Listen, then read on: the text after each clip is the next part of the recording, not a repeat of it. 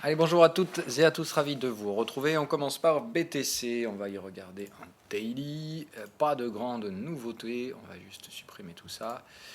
Ça meurt dans cette zone-là. Je reste toujours plus ou moins baissier pour ma part, donc en attente tout simplement de savoir ce qui sera décidé sur cette zone technique.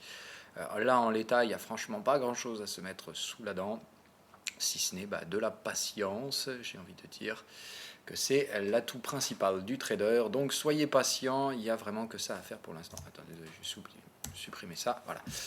Si on vient en 2 heures, quelques nouvelles informations. Tentative de breakout hier soir à minuit, donc au début des sessions asiatiques. Infructueux puisque ce break est donc invalidé quelques heures plus tard. Pour l'instant quand même des positionnements acheteurs qui se font pas mal, parce que les signaux sont plutôt boules, on est plutôt ici sur des fins de signaux vendeurs, et puis ça reprend un peu un cycle acheteur. Le break invalidé, c'est un signe de range, ce qui veut dire attention, on n'est pas sur des tendances acheteuses du tout. Par contre, on est sur des ranges, sur des structures qui en tout cas ont terminé des phases de baisse, ça range. Donc attention, tant que ça ne franchit pas les résistances, d'une part, il n'y a pas non plus euphorie acheteuse, et surtout, bon voilà, si on retrouve des breaks qui commencent à être validés, là ça va être une autre histoire. Pour l'instant, ce n'est pas le cas. Donc un marché très mou, très inintéressant, j'ai envie de dire. Et pour l'instant, on attend. Donc moi, j'ai un range. Je ne vois pas de structure réellement dans ce range, si ce n'est peut-être l'épaule, tête-épaule avec cet excès ici sur la structure exit. Maintenant, tant qu'il n'y a pas de break haussier, je ne la confirmerai pas. Donc j'attends vraiment soit un débordement des 6007, 6008 avec des clôtures. Il ne suffit pas de venir ici faire une mèche. Je pense qu'il faut rester plutôt attentiste sur le Bitcoin, voire neutre baissier, parce que voilà, pour moi les signaux sont plutôt bears. En tout cas, il ne faudrait vraiment pas retourner vers ces zones-là.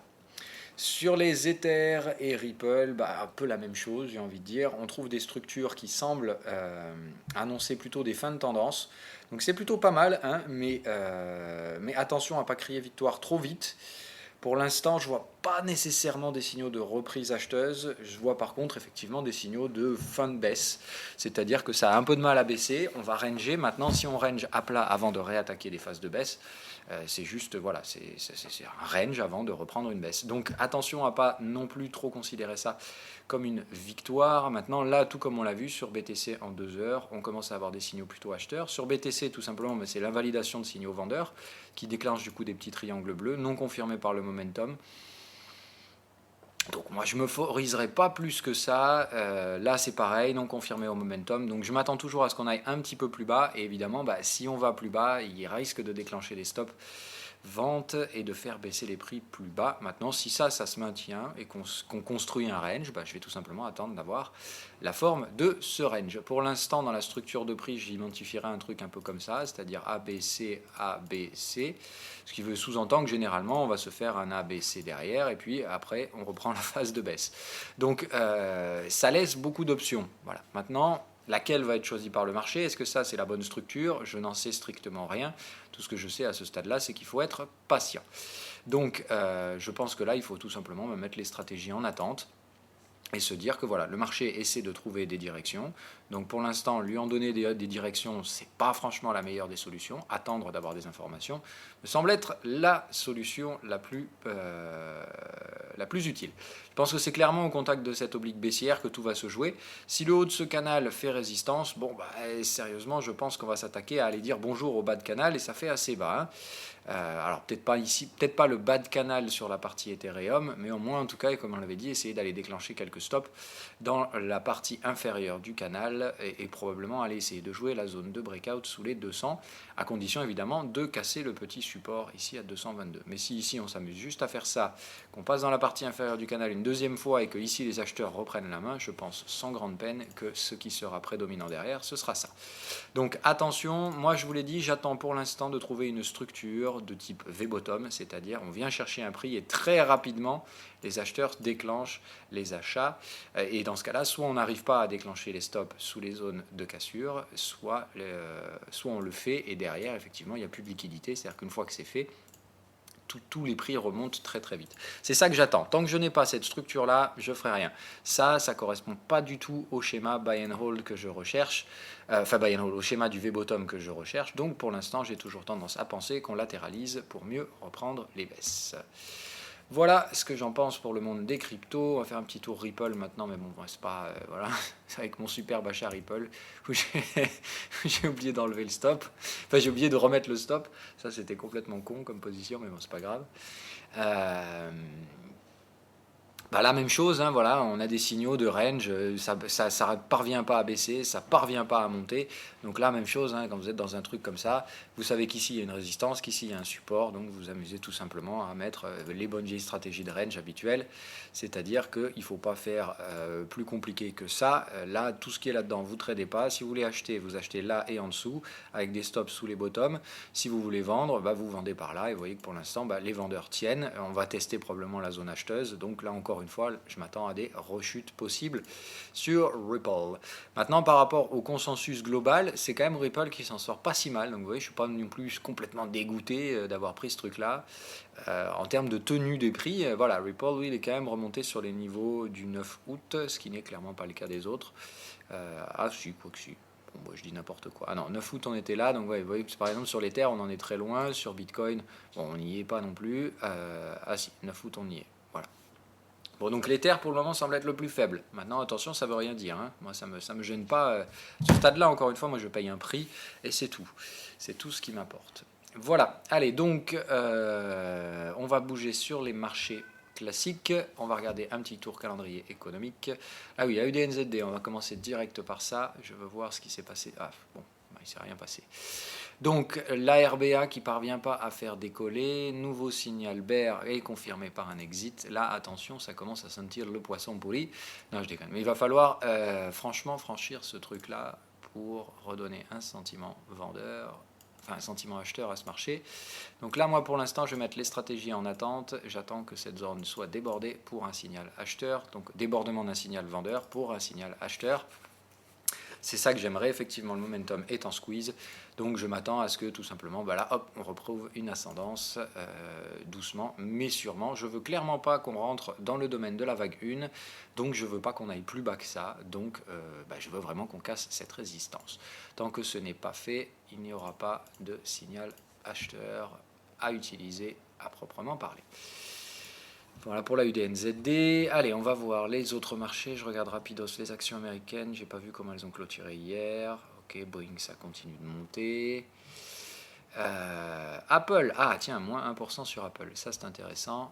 On va voir ce que ça donne en daily. Ouais, bon, pas grand-chose de faramineux.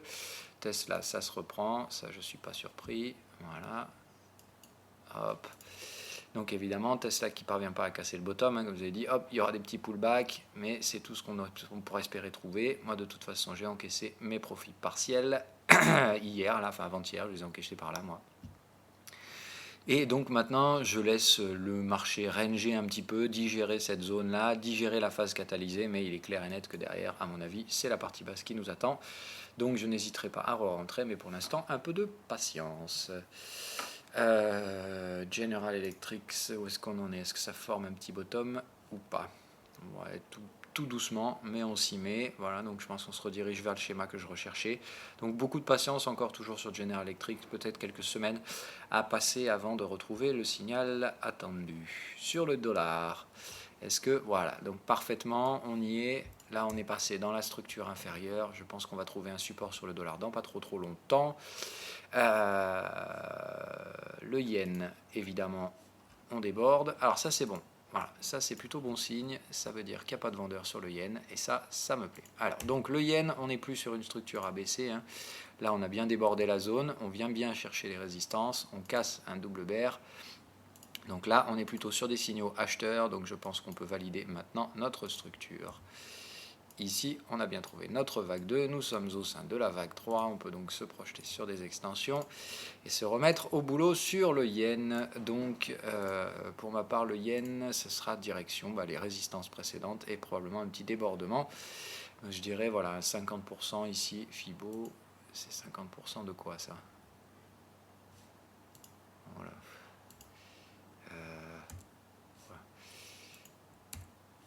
Hop, donc là, on va se diriger vers des retracements de cette phase-là dans un premier temps.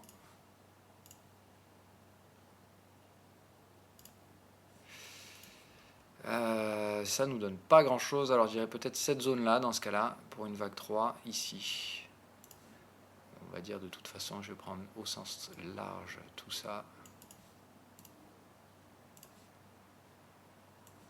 Ce ne sera pas une zone à vendre, hein, mais qui sera une zone à tester. Ça devient une zone neutre qu'il faudra probablement venir confirmer en tant que support.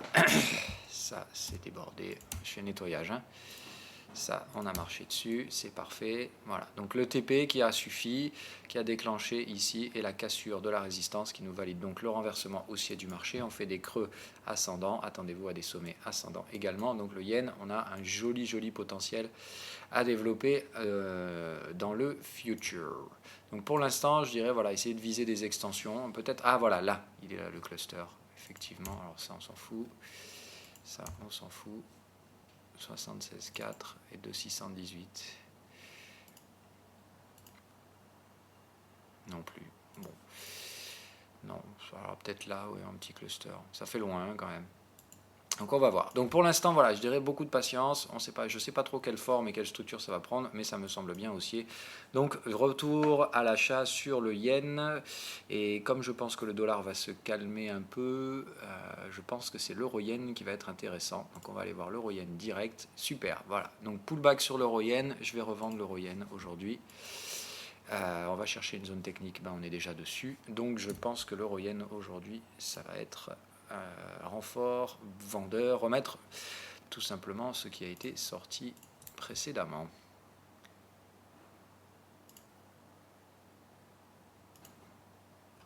Hop, voilà, ben on est pile poil sur le prix. Donc voilà, le prix a été testé, je vais revendre l'euro-yen immédiatement.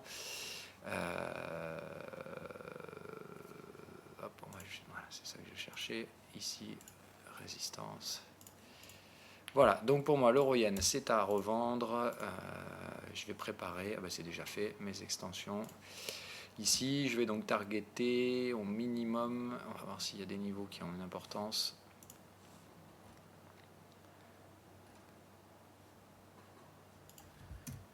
Alors.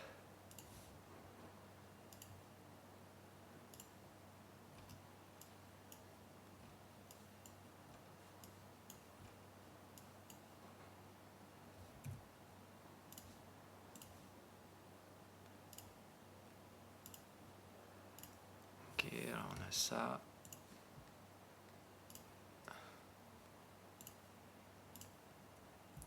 Évidemment, ça.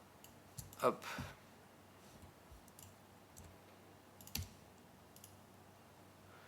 Ok, donc eh ben, ça nous donne ces deux-là. Donc un petit cluster par là. Mais j'aimerais plutôt celui-là. On est quand même sur une vague où j'aimerais qu'on casse un support, moi. Mais bon. Il va falloir faire attention à ne pas se faire bloquer dans cette zone-là. Donc il va falloir surveiller attentivement tout ça et pas viser peut-être trop bas. On va essayer d'épurer ça avec une extension de ça.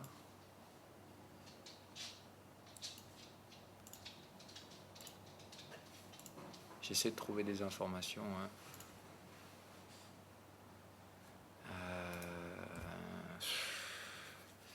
C'est compliqué. Je comprends pas bien ce schéma. Bon, déjà le double bottom, hein, j'y crois pas une seconde. Ça, je pense qu'on va s'y réattaquer dans pas longtemps. Est-ce qu'on va bloquer là ou est-ce qu'on pourrait aller chercher celui-là au moins quand même? Ce serait intéressant d'avoir ce cluster-là.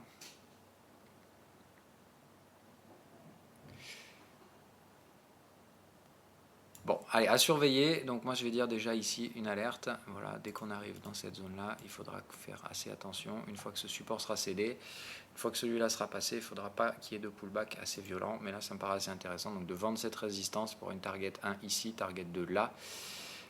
Comme là, il n'y a pas vraiment de volume, j'aurais plutôt tendance quand même à favoriser celui-là, moi. À favoriser ça. Donc je vais laisser celle-là, mais je vais viser cette zone-là, hein, viser donc les 122,90. Essayer de voir si on peut pas tirer jusqu'à la target max. Ce serait chouette ça si on pouvait avoir ce prix-là. Donc pour l'instant, je dirais patience, mais ça me semble quand même rester bear cette histoire-là.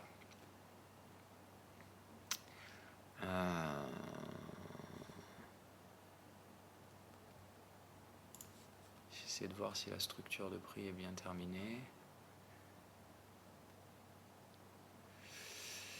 Non. Ok, alors là c'est un sous-décompte je pense. Bon, on va voir. En tout cas, dans tous les cas, moi je repasse vendeur. Hein. Là, il n'y a pas de souci. On est bien dans un cycle bear. Le momentum est suracheté. On est bien sous ma résistance. Je n'ai pas encore la confirmation du momentum, mais ça m'ira très bien. Comme ça, pour l'instant, vu qu'on est sur le niveau technique, je vois rien d'autre à aller chercher au-dessus. Hein. Donc pour l'instant, ce sera vendeur. Si je me tiens prêt, évidemment, à ce qu'il y ait un petit excès au momentum. Donc potentiellement, une petite mèche haute ici à faire au-dessus du niveau technique me semble absolument pas à proscrire. Hein. Donc voilà, pour l'instant, je dirais plutôt une tendance baissière. Mais effectivement, je pense qu'on va repasser sous ces cycles de TP assez facilement et donc essayer de viser voilà, le bas de canal. Là, ça me semble quand même être la zone à favoriser, la zone des 122.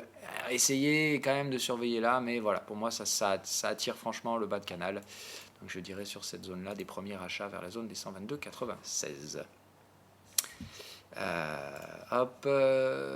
Qu'est-ce que j'ai d'autre sur la tête? Alors du coup les trades en dollars, on va les calmer un peu. Donc l'USD CNH, ok, je pense qu'on pourra avoir un petit pullback. Ça pourrait être pas inintéressant. Je vais essayer là peut-être de le faire avec une zone technique en fourchette d'Andrews. Alors là on va essayer ça. Tac. On fera un petit cours à la limite si vous voulez sur les fourchettes. Ouais, ça me paraît pas inintéressant comme ça. Donc essayez de jouer un petit pullback là-haut. Hop, essayez donc de jouer une vague 2 et après on se dirigera gentiment vers les phases plus baissières. Mais pour l'instant ça me paraît pas mal comme schéma, donc d'essayer de venir chercher un petit pullback. De type vague 2. Voilà, donc je dirais dans cette zone là, vers là-haut. Hop, toc, toc. Pour venir chercher... Hop, mince, c'est pas ça que je veux faire. Voilà, je vais juste mettre mon alerte par là. Donc voilà, attendre un petit peu, je pense, sur la partie USD CNH pour jouer des petits pullbacks. Hop, en dollars, pardon, qu'est-ce que j'ai d'autre? USD MXN. Ah bon, celui-là me semble vachement plus vert. Donc je pense que lui, je vais attendre de viser un petit peu plus bas que ça. Donc soit il a déjà terminé ses phases de retracement, hein, il va s'attaquer à des phases plus baissières. Je pense quand même qu'on va aller un petit peu plus haut. Hein. Je m'attends quand même à des petites reprises dollars. Bon là après en 2 heures face au MXN, c'est surtout évidemment le peso mexicain qui joue le catalyseur plus que le dollar. Mais bon voilà, sur celui-là, je vais rester plutôt au vendeur. Je vais abaisser mes stops. Il n'y a pas le moindre signal d'achat là-dessus. Donc bon, pour l'instant, ça me paraît pas mal. Je pense donc du coup jouer achat versus vente. Donc je dirais un rachat de la position un peu plus bas. Essayer de tirer, je pense, la facile 127, donc ça nous fait la zone à 18,65 à targeter sur ce trade. Hop, voilà qui vient d'être placé. Donc voilà, j'ai mis mon TP ici, là, vers les 19,65, proche de ce petit support-là. Viser les 127%, et évidemment, je remets des ordres vendeurs si on venait à casser le bottom. Mais sur cette zone-là, je ne veux pas rester exposé à la vente. Tout simplement, si le marché remonte, alors je vais placer un stop au-dessus de ce truc-là également, hein, c'est-à-dire que si ça casse directement, je ne suis pas intéressé. Dans ce cas, ça veut dire un triangle, hein, A, B, C, D, E, et hop, ça repartira. Donc là, il n'y a pas de souci, hein, si ça recasse, je préfère lâcher mes stops sur ce marché. C'est pas gênant, hein, voilà, mais dans ce cas-là, tout simplement, le dollar reprendra la part par rapport au MXN, et dans ce cas-là, ce sera tout. C'est un stop gain, hein, voilà, dans tous les cas, mais je préfère faire ça. Hop. Alors du coup, donc ça c'est fait, risque géré donc sur USD MXN et USD CNH. La partie GBP et Eurodoll du coup. Alors pour moi l'Eurodoll, je vais commencer à encaisser des premiers gains, ça me paraît pas mal du tout. Parce que je pense que le dollar va se calmer un petit peu. Attention, hein, je parle pas de renverser, de passer à la vente, hein, vraiment pas. L'objectif ici était bien d'acheter, je vois pas de raison de s'arrêter bien plus longtemps que ça, mais voilà, il me semble que là on arrive sur des premières zones où on va retrouver peut-être quelques petites résistances. Je rappelle qu'on a quand même un support un peu plus bas qu'on pourrait éventuellement aller tester, donc voilà, moi je vais conserver cette position, mais en encaisser du coup un petit 30%, pour tout simplement payer la possibilité qu'on puisse aller plus bas, et puis évidemment si on refranchit toutes ces zones, j'irai allègrement renforcer mes positions, mais là à court terme je pense que sur la partie euro je vais juste me calmer un petit peu. Sur la partie GBP USD, même chose, on atteint les objectifs pile poil, donc là je vais aller alléger un peu. Je m'attends toujours là aussi une petite reprise dollar pour aller casser les supports, emmerder un peu le monde. peut-être, et évidemment derrière que ça rebaisse marginalement. Donc je me prémunis contre ce risque. C'est juste ça que je fais, je gère mon risque. Attention, je reste acheteur et j'ai bien envie d'acheter ce marché. Et si on sort de ces zones-là par le haut, je serai très très très heureux de voir ça. Donc vraiment pour l'instant, il n'y a pas de... Il n'y a pas de raison de s'inquiéter, mais je préfère y aller prudent, et avant de mettre du levier, de sécuriser les positions en cours, me semble être le schéma prédominant. On a quand même la Fed ce soir, donc le dollar va bouger, et si le dollar il décide de se renforcer pour une raison X ou Y, j'ai pas vraiment envie de me faire emmerder. Donc non, moi sur le GBP USD, je le reste à l'achat. Par contre, sur celui-là, alors je m'attends quand même toujours à ce que ça baisse, mais sur celui-là, j'ai pas assez pour gérer mon risque, donc je préfère rester entièrement dedans. De toute façon, il n'est pas encore leveragé celui-là. Tout se décidera évidemment ce soir, entre ce soir et demain, puisqu'évidemment on a la Fed et la BCE demain. Donc c'est vraiment, le marché va attendre ça, et on va avoir des premiers positionnements aujourd'hui. Mais je pense rien de bien méchant. Sur la partie silver, c'est pas mal. Là aussi, j'ai joué l'achat du bottom en pur achat technique. Ici, on est bien pile poil sur les zones recherchées. Moi, ça, c'est du buy and hold. Donc, je vous le garantis, le silver, je vais le garder longtemps, celui-là. J'ai aucune raison d'en sortir. Même chose pour le gold. Je les achète tous les deux en zone d'achat de moyen long terme. Je garde ces achats longtemps. Alors évidemment, il y en a qui vont dire mais non, c'est stupide. Bon, moi je m'en fous. Je pense sincèrement qu'on est dans des ranges et que dans un bas de range, j'achète. Surtout que je pense qu'on sortira de ce range par le nord. Donc j'hésite pas une seule seconde à faire le plein en ce qui concerne gold et silver. Eux, j'ai acheté, j'ai pas acheté tout doucement. Voilà, eux, j'ai acheté direct levier plein. Voilà, donc gold et silver, c'est levier plein, stop 3%, et voilà, on verra bien si ça continue de baisser, mais j'y crois pas. Je pense qu'on a chopé des prix très attractifs sur ce truc-là. Qu'est-ce qu'on n'aurait pas pu regarder? Ah oui, oh putain, mais c'est pas vrai. Hier soir, j'ai hésité à le vendre celui-là, et je me suis dit, ah non, il clôture en haut, je vais attendre aujourd'hui. Bon, ben voilà, c'est déjà en train de se péter la gueule.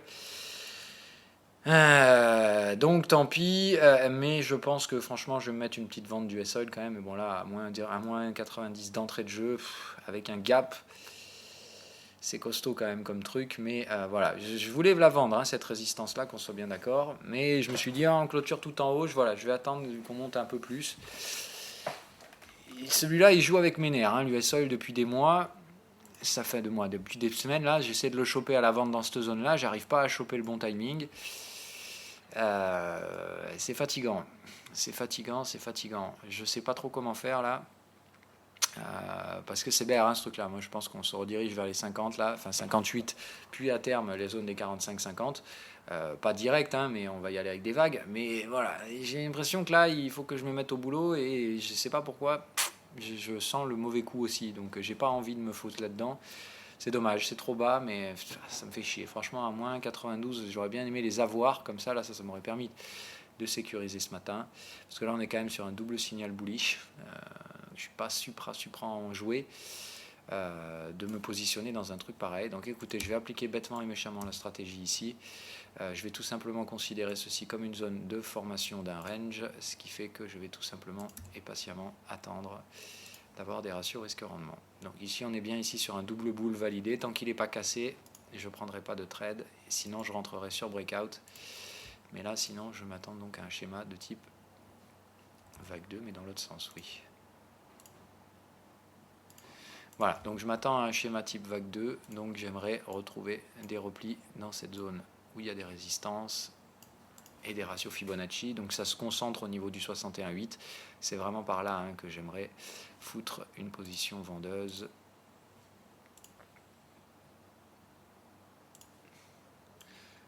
Au niveau de ces résistances. Donc voilà, on va mettre ça, une petite alerte. Hop, donc voilà, ça j'aimerais vraiment choper avec un pullback et vraiment une gestion du risque au-dessus de la zone. Là, c'est typiquement du pullback, du pullback de la vague 2. Donc la même chose, on peut utiliser le timing fourchette d'Andrews. Effectivement, ça semble plutôt corroborer ce type de scénario-là. Bien là, voilà. Hop, donc là, voilà, pour l'instant, on reste dans la zone où on vient chercher des ventes. Je m'attends donc à une petite touchette par là-haut. Peut-être qu'un 50% dans ce cas-là suffirait éventuellement pour jouer des ventes. C'est vrai que c'est très faible, hein, la partie la partie USA est très faible. Alors attendez, je peux pas mettre, non, on peut pas mettre d'alerte là-dessus. On va faire autrement. On va la faire comme ça.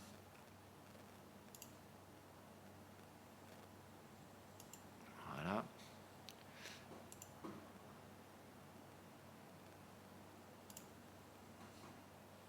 Ouais. Donc,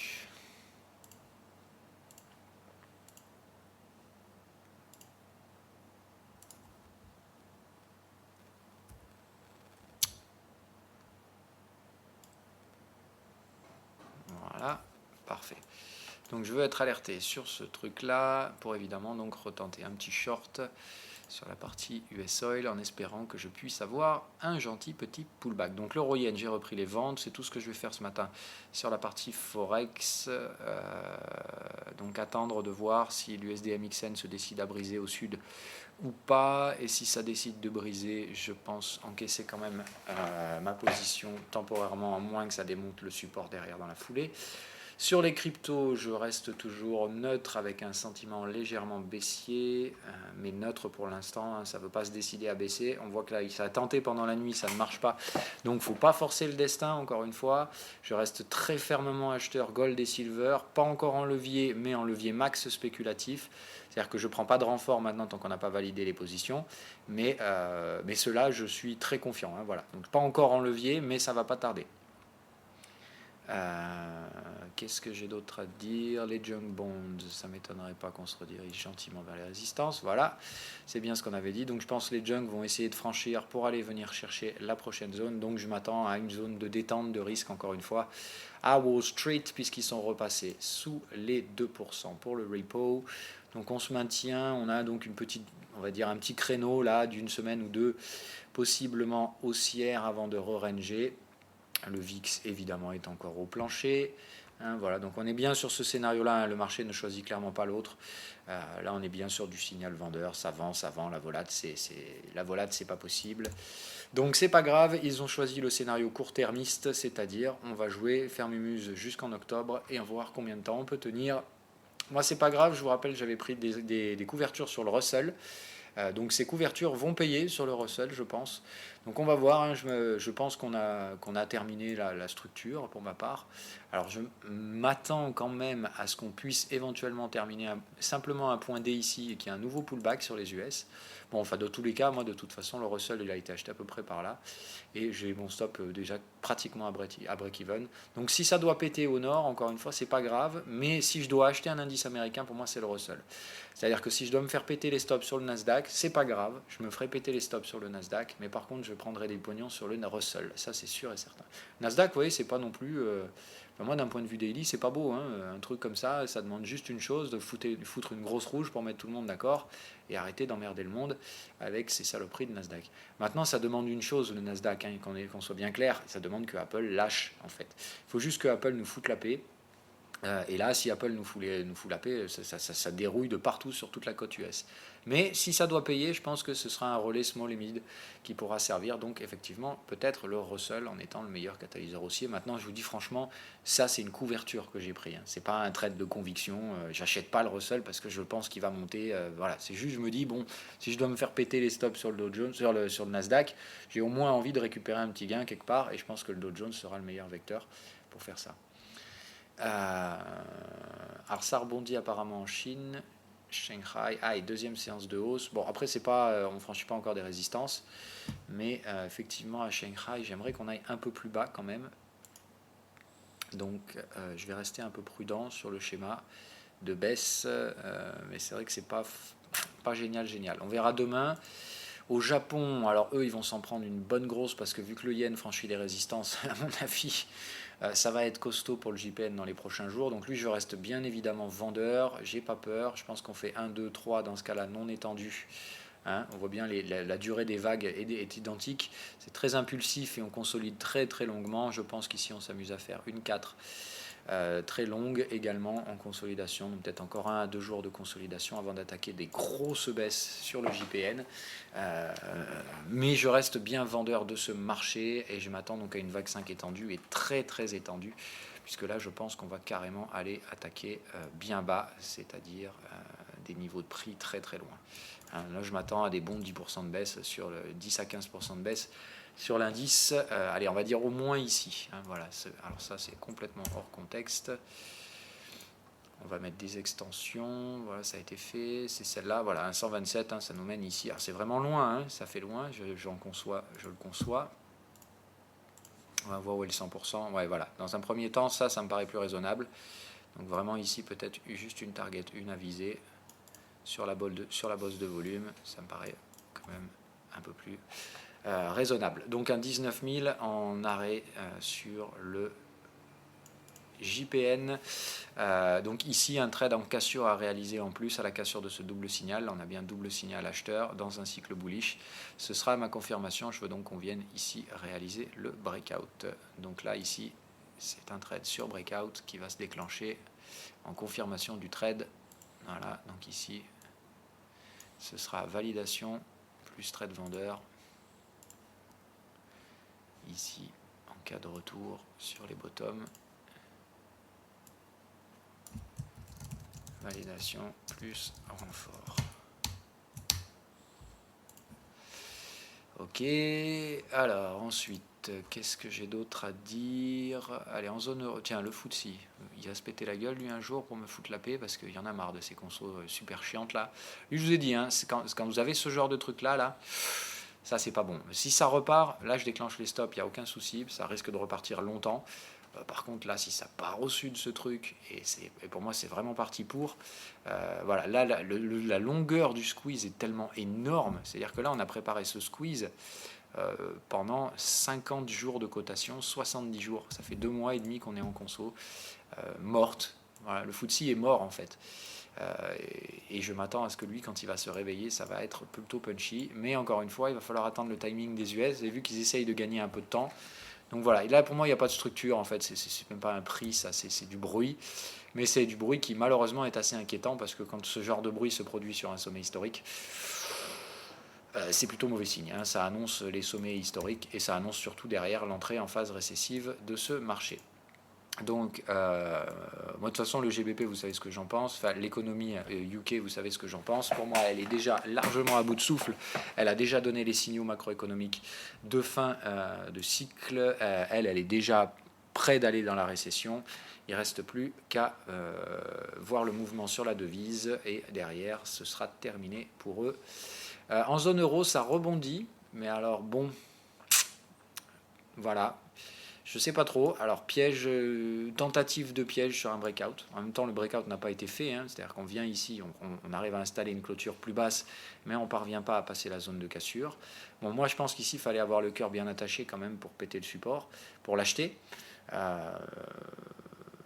Voilà, fallait franchement être showtime, quoi. Donc, bon, moi, je ne suis pas emballé par la stratégie acheteuse sur les actifs européens. Maintenant, il est clair, et je vous l'avais dit, que si on va vers un scénario haussier avec écrasement de la volate jusqu'à mai de l'année prochaine, je ne pense pas que ça tiendra aussi longtemps. C'est le scénario que je vais vous présenter après, là, sur les indices américains. Je pense clairement pas que ça tiendra aussi longtemps.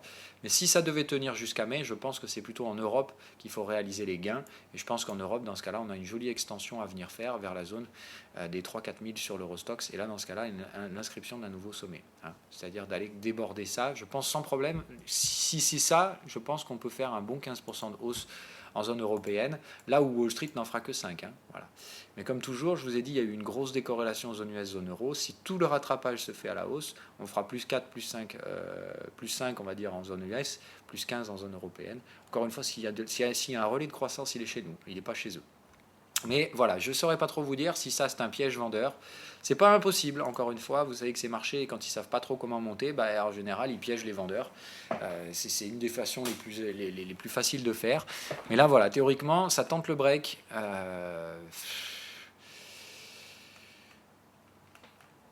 je saurais pas, voilà. Moi, je sais pas quoi vous dire. Je préfère rien faire. Voilà. Pour moi, sur le marché européen, je pense que le destin est vraiment lié au marché US.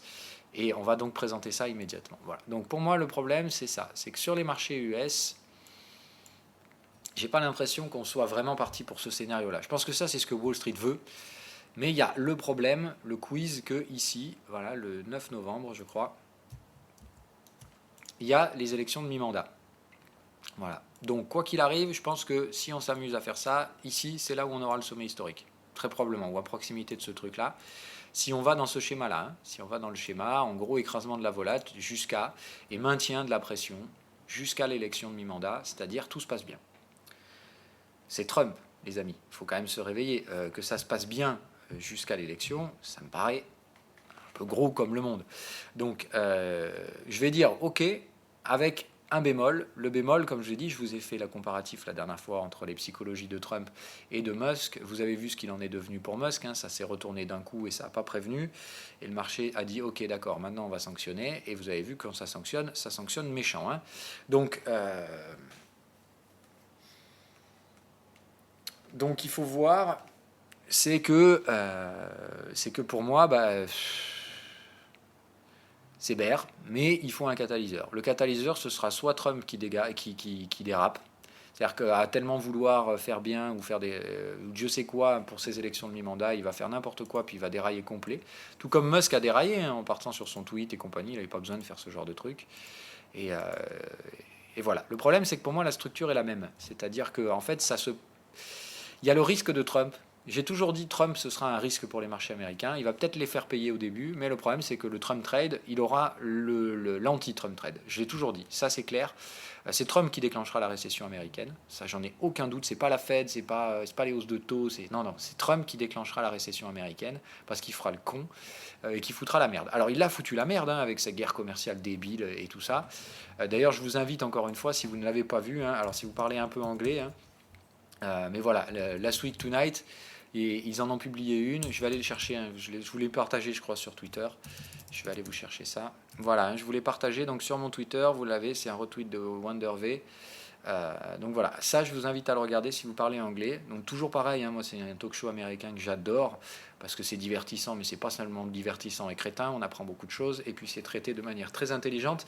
Et se sont attaqués cette semaine à la façon que Trump a de réaliser les Trump Trade.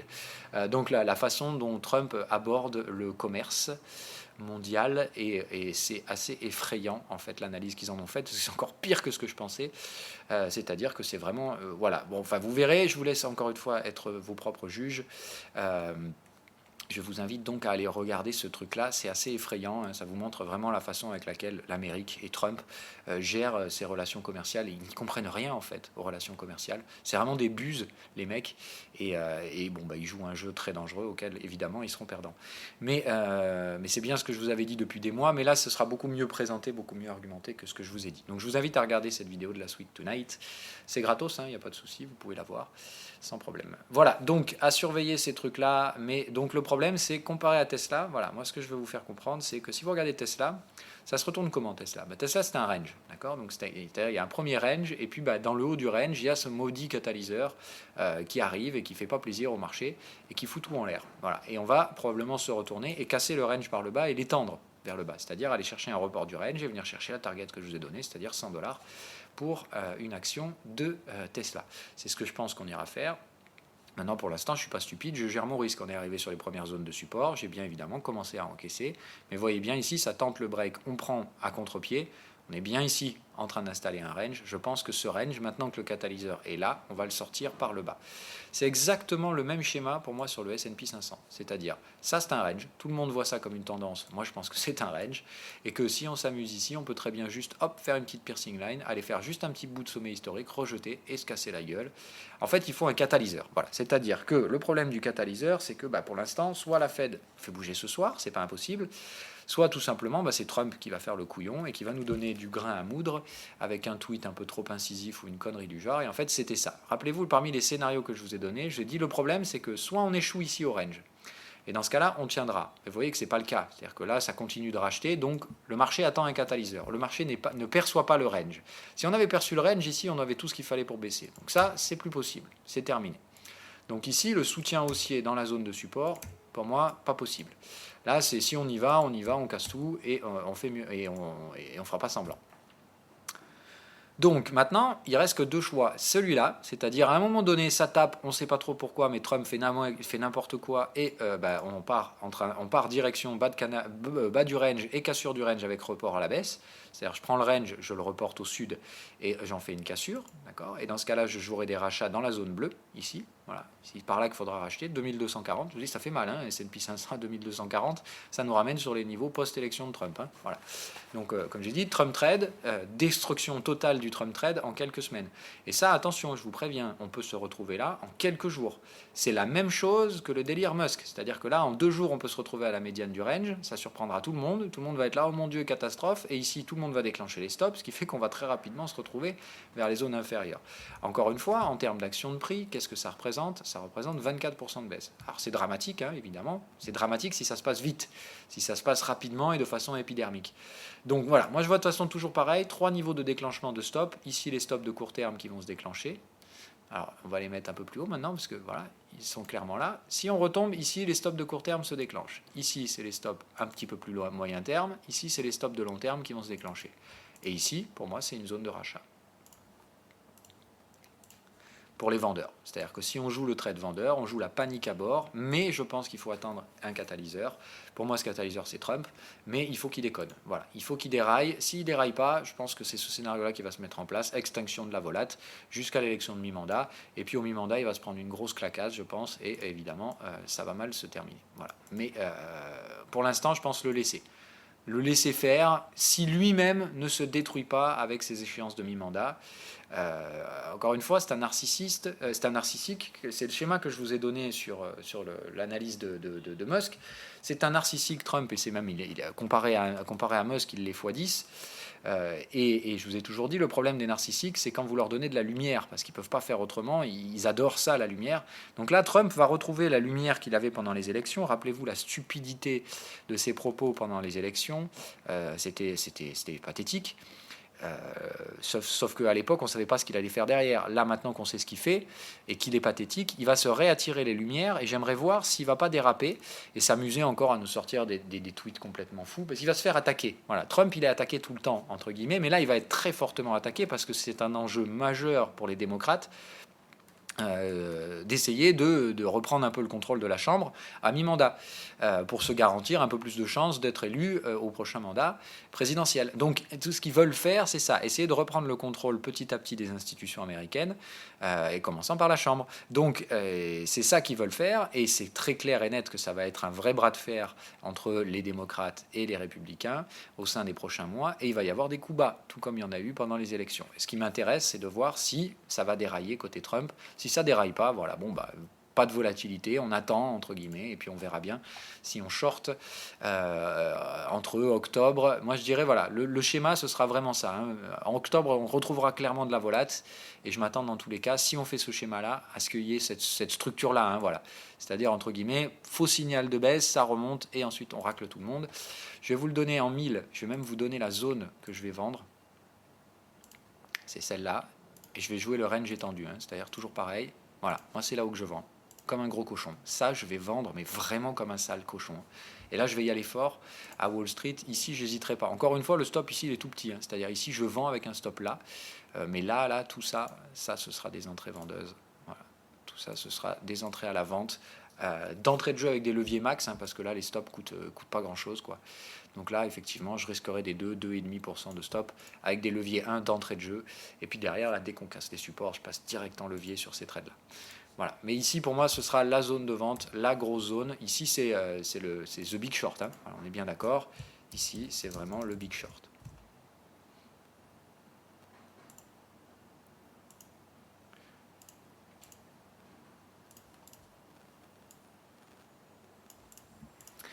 Voilà, donc faites attention, donc surveillez bien les news flow. Je pense qu'il y a plusieurs risques qui pèsent sur les marchés. Apple, mais Apple pour l'instant on a vu il n'y a pas d'urgence. Voilà, ça c'est juste un marché qui est purement boule, purement bullesque. Et ça, enfin voilà, rendez-vous compte, hein, depuis la publication des résultats, c'est déjà plus 15% sur Apple.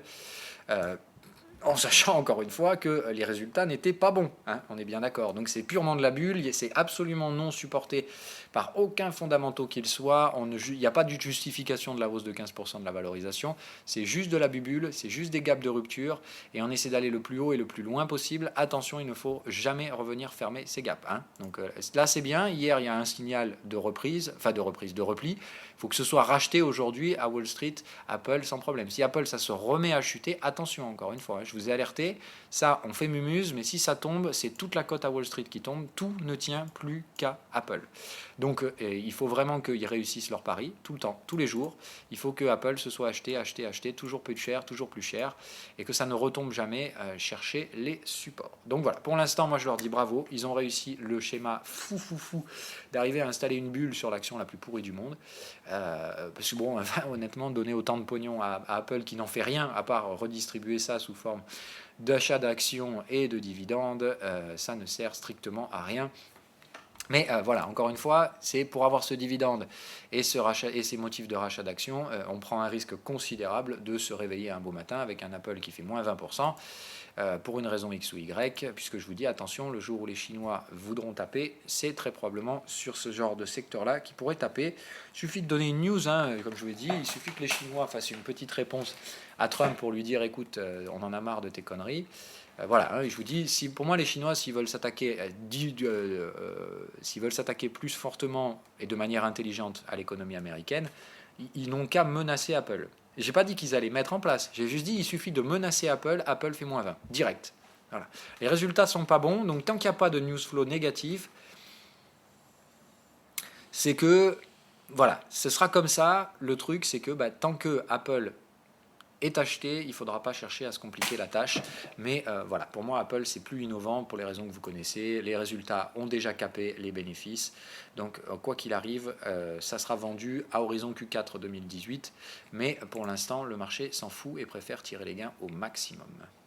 Bref, voilà, de toute façon, vous connaissez le problème, c'est que de toute façon, on veut donner beaucoup de cash à Apple, espérant un rachat, une réorientation, pas une réorientation, mais un élargissement des champs des possibles sur Apple. C'est ce que le marché veut, hein, qu'on soit bien clair. En fait, le marché price d'ores et déjà que Apple va racheter quelque chose.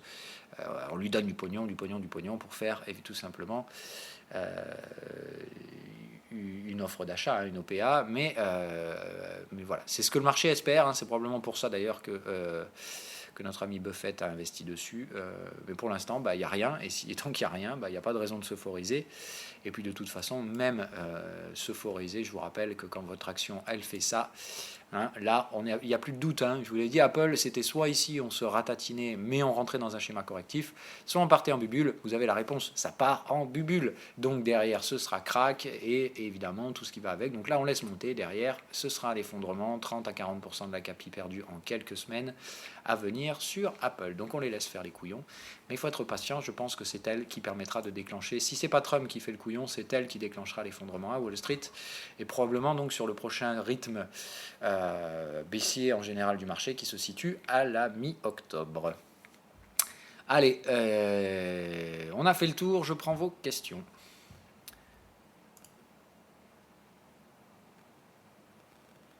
Alors, on fera une essai.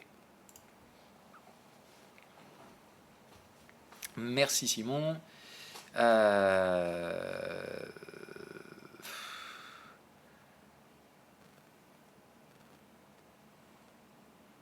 Ouais, mais non, encore une fois, bon, non, moi je suis pas d'accord. Voilà, vous faites ce que vous, je sais voilà. Mais encore une fois, voilà, moi ce partenariat, je trouve qu'il a apporté beaucoup de choses. C'est pas un partenariat en plus, moi j'appelle pas ça un partenariat, j'appelle juste ça un échange de bons procédés. Ils m'ont apporté la visibilité de leur chaîne et moi je leur ai apporté mes analyses.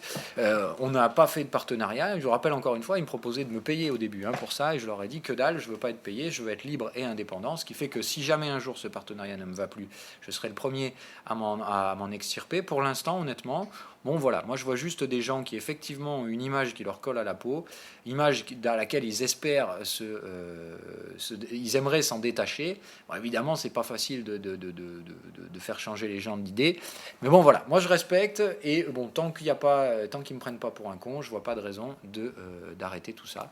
Et pour l'instant, ça se passe pas trop mal. Voilà.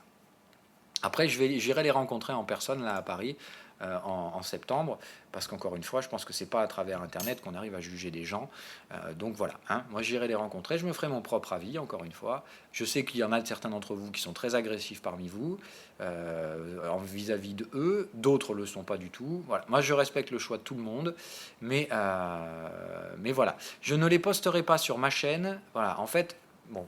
Je l'ai fait parce que quand j'ai posté l'émission hier matin, j'ai vu qu'à midi, il ne l'avait pas mise encore. Donc je me suis dit, je vais poster moi sur ma chaîne, comme ça, vous arrêterez de me bombarder de mails. Parce que le problème, c'est que derrière, moi, le matin, je me réveille, je vois 15 000 mails, on me dit, oh, ils n'ont pas encore posté, bouge-toi, Phil, tu veux pas les mettre. Donc du coup, derrière, j'ai dit, ok, je vais la mettre et je l'enlèverai le soir. Voilà, je l'ai enlevé.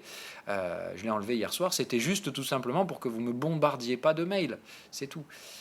Mais en aucun cas j'ai voulu les spoiler ou envoyer un message. Non, non, non, non. Si j'ai un message à leur envoyer, je les appelle. Voilà. Donc c'est vraiment pas ça. Hein. Il n'y avait rien.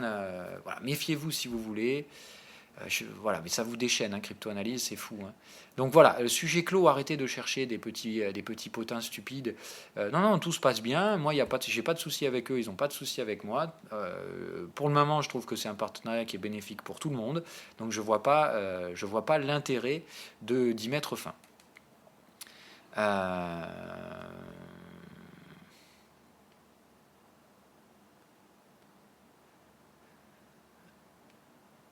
Euh, tout en ajoutant que les taux resteraient inchangés au moins jusqu'à l'été prochain. Oui, oui, mais encore une fois, le marché, le but, c'est d'anticiper. Hein, voilà. Donc c'est à voir, hein, mais ça, de toute façon, c'est une erreur. Et vous allez voir, à mon avis, la zone euro, elle va être forcée de monter ses taux plus vite que prévu, en panique, et ça créera probablement un crack obligataire. Ça, c'est mon scénario, mais je vous l'ai dit, je pense que la BCE, elle est complètement hors du schéma de hausse de taux logique, et elle va le payer très cher, tout simplement à cause des conneries de Draghi. Hein. On est bien d'accord, Draghi, lui, il a dit non, moi, je veux aucun problème jusqu'au moment où je m'en irai de la BCE. Comme ça, les problèmes seront pour ceux qui passeront derrière. Bon, c'est super sympa comme système. Celui qui va arriver en remplacement de Mario Draghi va s'en prendre plein la gueule dès le début. Hein. Voilà.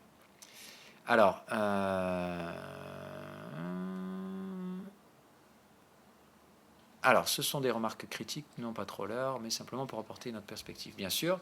Alors, quelques remarques sur la possibilité. Ouf, putain, d'accord, t'as fait fort. Alors, on va y aller parce que si t'as pris du temps, c'est que ça doit être bien.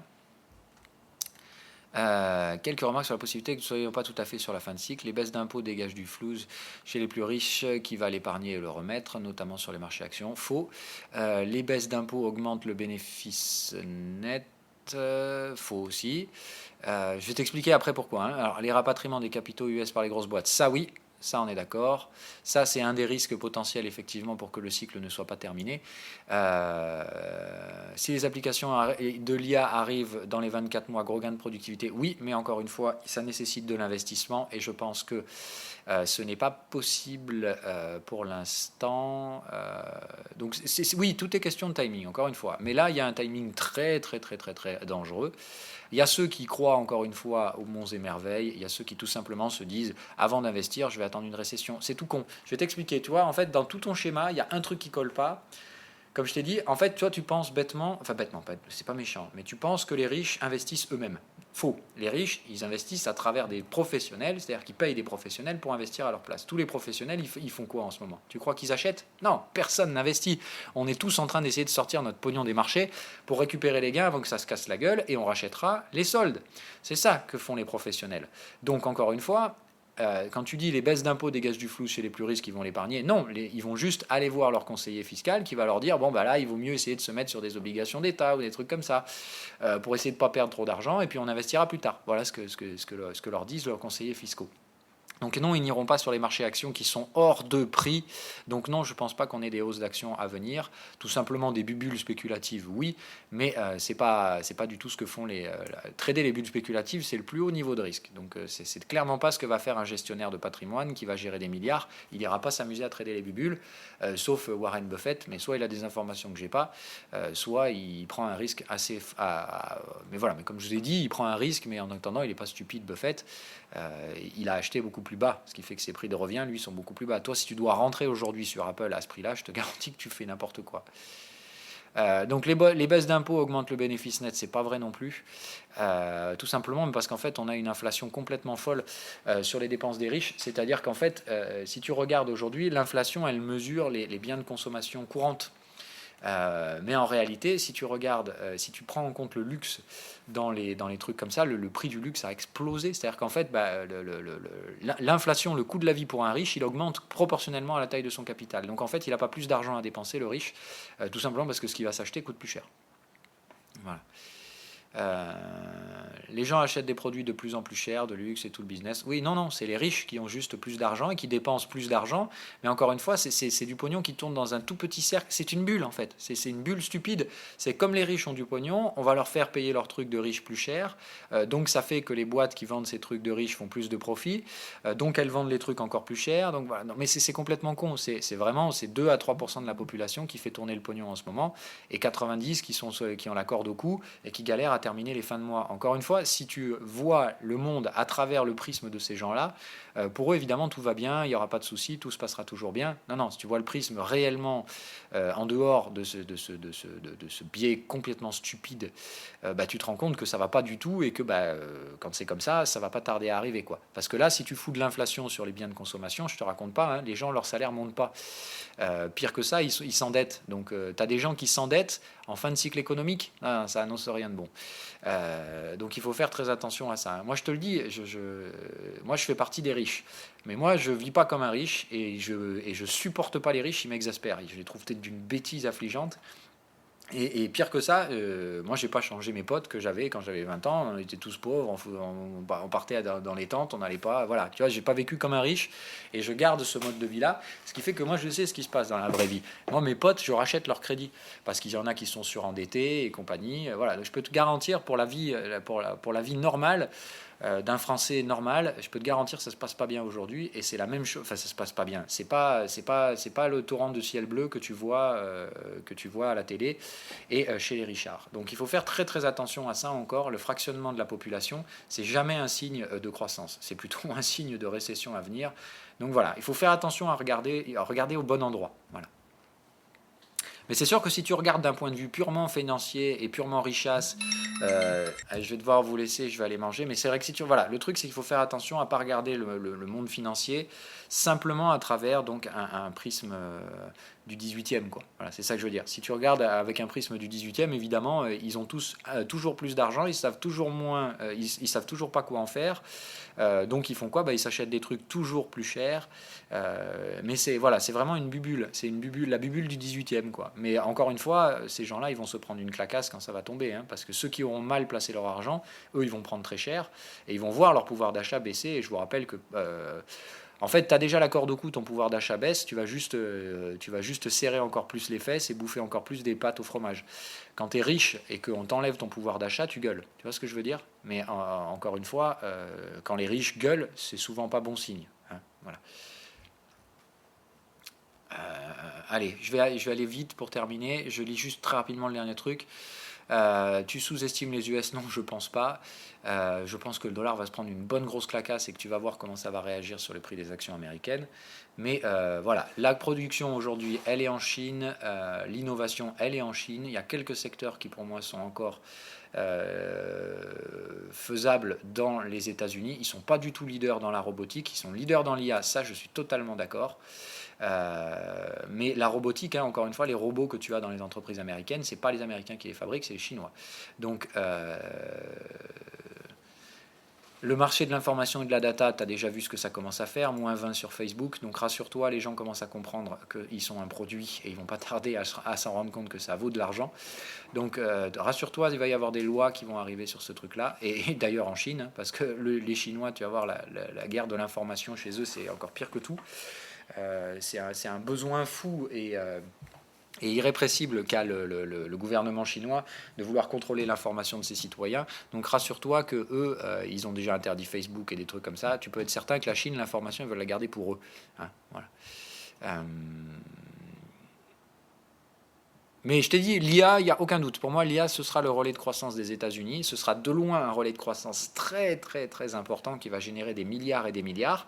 Mais il n'en reste pas moins une chose, cette guerre commerciale, c'est les États-Unis qui vont la perdre. Et ça, je n'ai aucun doute là-dessus. Ça a été pricé depuis le début, hein, d'ailleurs, que les analystes ont fait, enfin, les analyses ont fait des analyses d'impact sur une guerre commerciale totale. Je te rappelle que la Chine était supposée être moins influencée que les États-Unis. Pour l'instant, c'est l'inverse qu'on voit. Donc rassure-toi, si on va vers la guerre commerciale, c'est les États-Unis qui vont perdre. Hein, donc maintenant que la Chine s'est pris moins 25, je te garantis qu'il va y avoir des réponses. Donc c'est pas Trump a appuyé sur les boutons et puis au final, bon, la Chine va dire allez, c'est bon, on accepte et on dit rien. Non, non, la Chine s'est pris moins 25 sur les bourses. Rassure-toi, il y aura des conséquences pour les Américains. C'est juste que tu les vois pas encore. Oh putain, merde, vous m'avez bombardé de questions. J'essaie d'aller vite.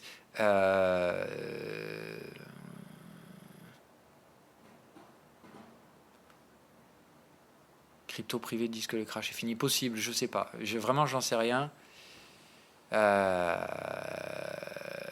Comment vérifier qu'on utilise correctement l'indice BTC dans TradingView? Take a snapshot. Oui, ah oui, c'est vrai. Il faudrait faire ça. Il faut que je le corrige. Mais oui, oui.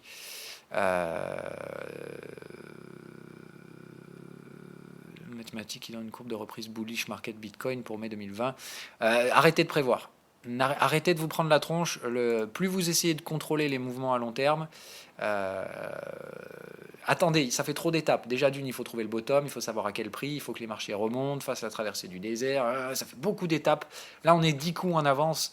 Projetez-vous 1-2 coups en avance. Déjà, c'est suffisamment difficile de faire ça. Aller trop loin, ça ne sert à rien. Oui, tout à fait possible, mais j'en sais rien. En tout cas, moi, je veux effectivement une réduction de la volate pour montrer la digestion de la phase de baisse. Et ben parfait, voilà. Si les particuliers short, c'est qu'on ne va pas baisser. Donc on ne sait pas, pour l'instant, il faut rester comme ça. La Fed du bon boulot, oui, parmi toutes les banques centrales, c'est celle qui a fait le moins mauvais boulot. C'est ma perception de financier, après j'en sais rien, j'ai pas dit que voilà, c'est un jugement de valeur, c'est totalement critiquable, mais j'ai pas le temps de rentrer dans les détails. Qu'on peut rapidement début de session. On pourra faire une émission là-dessus, mais c'est compliqué. C'est plus du sentiment avec l'expérience. Je ne peux pas vraiment vous transmettre tout ça. L'analyse de la correction Xiaomi. Xiaomi, j'attends. Pour le moment, on n'est pas encore en phase d'investissement, mais il faut laisser Xiaomi corriger pour l'instant. C'est pas encore mature. L'argent, tout comme l'or, on est sur des prix très intéressants. Maintenant, il faut y aller.